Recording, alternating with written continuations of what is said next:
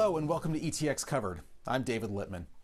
After weeks of rising cases, thousands of deaths, and an increased strain on our hospital system, we're finally seeing a slowdown in the spread of the coronavirus in Texas.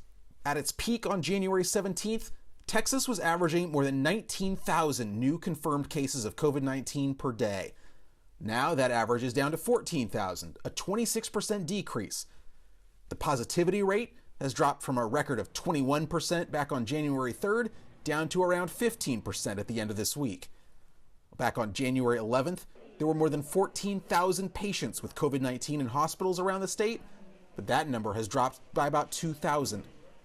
The number of deaths per day keeps rising, but history shows us that number may also begin to level off or fall soon. But even these lower numbers are still much higher than what Texas experienced during the spike last summer. Vaccinations will be a big determinant in how long it takes to shut the virus down.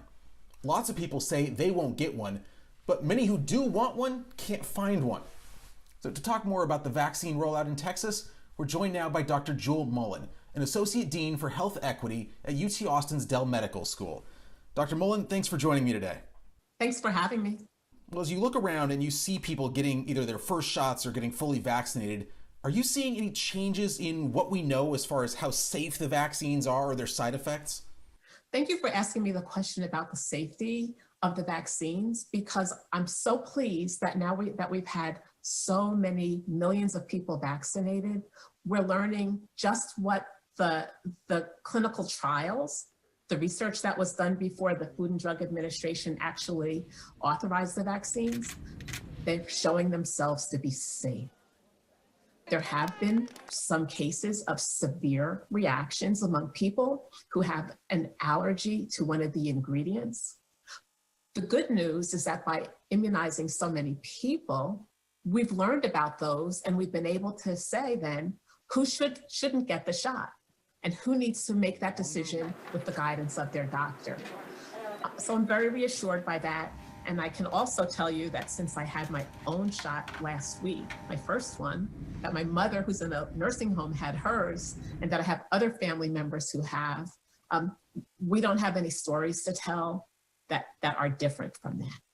But there are waiting lists that are in some cases thousands deep as people are trying to sign up. So what would you advise someone who qualifies and has put their name in but still has no idea when they'll be able to take their turn?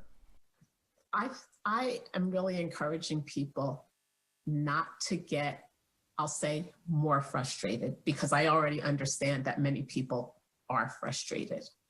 I don't work in government anymore, but having worked at the federal and state level, I appreciate how tremendously complicated this process has been. To have, in the course of a pandemic, with a new vaccine that there's not enough of, a way to really vaccinate everyone. It's just not possible when there's not enough vaccine. But that gets to this other piece of frustration, which is people saying, how come not me yet? Whether or not that sounds like good English or not.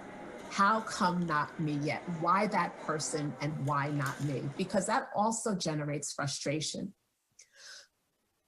When the Centers for Disease Control recommended that healthcare workers and people in long-term care facilities, for example, and now as we're going to hear more teachers getting shots and others, when they made those recommendations, it was because, one, there's the balance of protecting the people who protect us, and two, protecting the people who are most at risk of getting sick.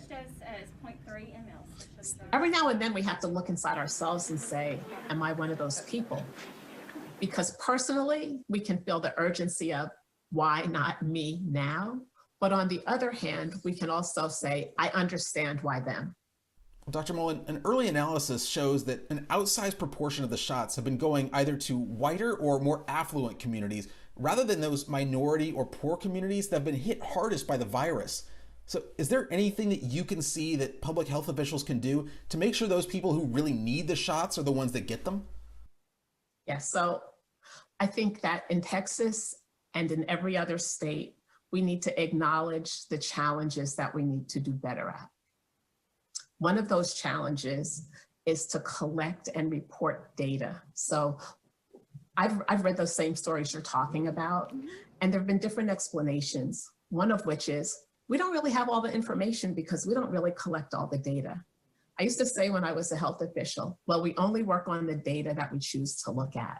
So we have not just a challenge, but an obligation to do better so that we don't have to explain away findings by saying, well, the data aren't good enough. But we also have the challenge to communicate to everyone what fair and equitable really mean, so that we can work together to say, do we really believe in fairness and treating everybody as if they are equally important?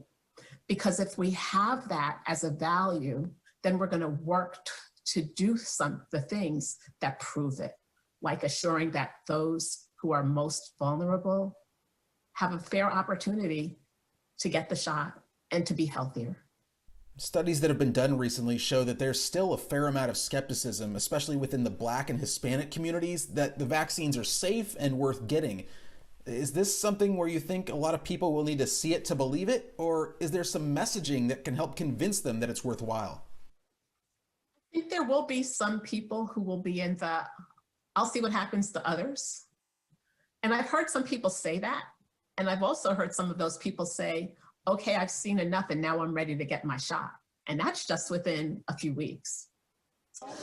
I think another piece, though, is really understanding where the skepticism comes from. Because among some of the African-American community members, for example, the things that make them skeptical don't really have anything to do with them being African-American. They're the same concerns that everyone else has. The vaccines were developed through successful, quick, but safe medical science. They want to be reassured that their safety. They want to be reassured that it's not going to cost them anything. They want to be reassured about side effects. So it's important to really hear what people are concerned about and have those full conversations. At the same time that we work very hard to make sure that intruders don't come into the safe public health messaging, spreading rumors about danger, because that will scare off many, many people.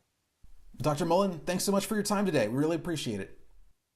Thank you for giving me a chance to talk with you about this.